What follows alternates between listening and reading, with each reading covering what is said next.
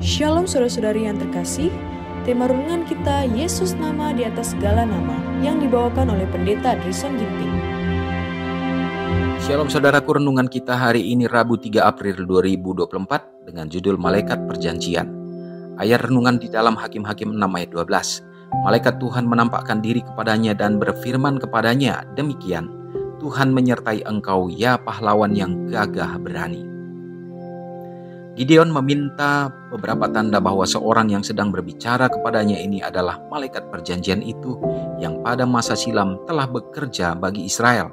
Dengan bergegas-gegas menuju tendanya, ia telah menyediakan dari simpanannya yang tinggal sedikit itu seekor anak kambing dan apam fatir yang tidak beragi yang ia bawa dan persembahkan di hadapannya. Tetapi malaikat itu memerintahkan kepadanya, ambillah daging dan roti yang tidak beragi itu, letakkanlah ke atas batu ini, dan curahkan kuahnya. Gideon melakukannya, dan kemudian tanda yang dikehendakinya itu telah diberikan. Dengan tongkat yang ada di tangannya, malaikat itu telah menjamah daging dan roti yang tidak beragi itu, dan satu nyala api telah memancar dari dalam batu karang itu, dan menghanguskan korban itu. Kemudian malaikat itu hilang dari pandangannya. Ayah Gideon, Yoas, yang ikut serta dalam kemurtatan orang negerinya, telah mendirikan di Ofera, di mana ia tinggal, satu mesbah yang besar bagi Baal yang disembah orang di negeri itu. Gideon telah diperintahkan untuk menghancurkan mesbah ini dan mendirikan satu mesbah bagi Tuhan di atas batu karang di mana persembahan itu telah dihanguskan. Dan di sana ia harus membawa satu korban kepada Tuhan. Tugas mempersembahkan korban bagi Allah telah dipercayakan kepada para imam dan dibatasi hanya dengan mesbah yang ada di Silo. Tetapi ia telah menetapkan upacara-upacara keagamaan itu dan dilambangkan oleh segala korban itu, mempunyai kuasa mengubah tuntutan-tuntutannya. Gideon harus mengumumkan perang terhadap penyembahan berhala sebelum pergi keluar berperang melawan musuh-musuh bangsanya. Gideon melaksanakan tugasnya dengan sembunyi-sembunyi, dengan bantuan dari hamba-hambanya, menyelesaikan seluruh tugasnya dalam waktu satu malam.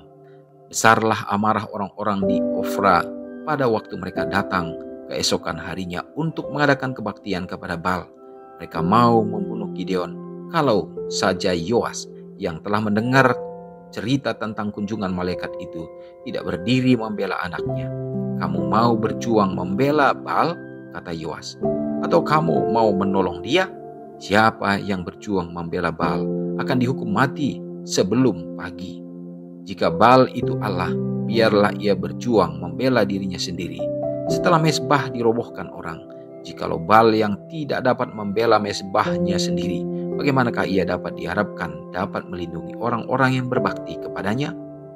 Segala pemikiran untuk berbuat kekejaman terhadap Gideon telah dihilangkan, dan bila mana ia membunyikan sangkakala tanda peperangan, orang-orang di Ofra terdapat di antara mereka yang pertama-tama berkumpul sebagai tentaranya.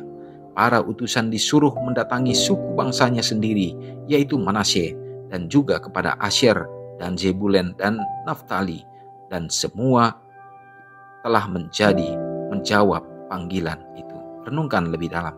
Bagaimana saya menanggapi anggota keluarga saya yang hidup bertentangan dengan kehendak Allah? Saudara yang kekasih dalam nama Tuhan, kali ini kita mendapatkan satu arahan daripada pekabaran firman Tuhan lewat renungan ini, bahwa sesungguhnya Tuhan senantiasa bekerja untuk dapat menyelamatkan setiap jiwa, sebagaimana pada saat panggilannya juga kepada Gideon di waktu masa itu, pada saat di mana umat-umat Tuhan telah mendirikan dewa-dewa Baal, bukan lagi menyembah Tuhan di dalam Ka'bahnya, tetapi pada saat itu terjadi penghujatan kepada Allah. Maka Allah memanggil Gideon untuk dapat memerangi akan kemurtatan itu dan untuk menjadi saksi supaya mengembalikan kembali untuk penyembahan mereka kepada Allah. Dan tentunya Gideon yang sudah terbiasa untuk memperhatikan dan melihat bagaimana kebiasaan bangsa Israel ini juga menjadi bingung. Tetapi dia meminta tanda untuk dapat menjadi kekuatan baginya. Apakah benar mereka ini adalah merupakan merupakan utusan surga, malaikat yang datangnya dari surga. Dan apa yang dimintakan oleh Gideon, Tuhan menjawabnya dengan mujizat yang diberikan, sehingga Gideon memberanikan diri meskipun dengan diam-diam. Tetapi Allah menerima setiap anak-anak Tuhan.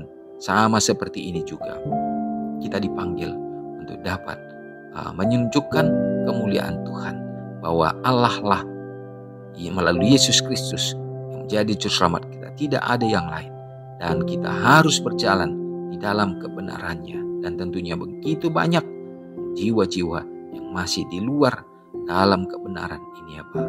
Dan biarlah kita ditolong oleh kuasa Roh Kudus melalui panggilan Tuhan, kita menerima tanggung jawab tugas ini untuk menjadi juru kabarnya, dan Tuhan akan menolong kita.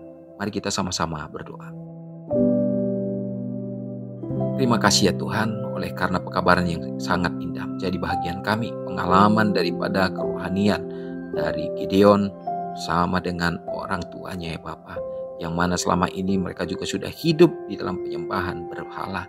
Tapi keteguhan hati Gideon dan bagaimana Engkau memanggil kehidupannya untuk menjadi seorang hakim, seorang yang akan menyatakan kembali kemuliaan Kristus di tengah-tengah bangsa yang sudah lari dari hadapan Tuhan, berkhianat dan menyembah akan dewa-dewa Baal. Ya Tuhan, tetapi oleh karena kuasa Tuhan, maka umat-umat Tuhan pun dapat kembali kepada kebenaran. Tuhan, di saat sekarang ini kami yakin dan percaya bahwa sesungguhnya dunia kami ini pun semakin gelap ya Tuhan. Begitu banyak penyembahan-penyembahan yang terjadi. Oleh karena kami, umat-umat Tuhan, manusia, lebih memikirkan, mementingkan akan perkara-perkara duniawi daripada mengikuti akan perintah-perintah Tuhan.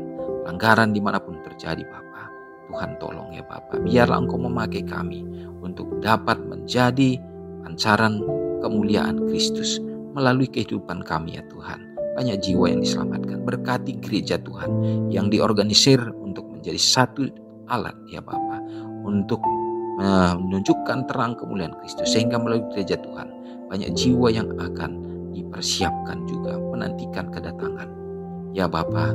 Berkatilah kiranya bangsa dan negara kami ya Tuhan. Berikanlah kiranya kebijaksanaan bagi para pimpinan. Harapan kami juga tentunya Bapa, supaya kami tetap bisa memiliki satu kebebasan untuk menyatakan dan menyebarluaskan kabar Injil keselamatan ini. Dan Tuhan yang akan pimpinkan umat-umat-Mu yang lemah iman, teguhkan sehingga di akhir zaman ini ya Tuhan, kami semakin bersukacita dalam iman dan dalam pengharapan. Terpujilah Engkau Bapa. Terima kasih untuk segala berkat Tuhan. Ampuni kami, dalam nama Yesus kami berdoa. Amin. Ingatlah Matius 5 ayat 13-16. Biarlah kamu menjadi garam yang mengasinkan dan terang yang menyinari kehidupan orang lain. Jangan lupa subscribe, like, dan share ke seluruh dunia.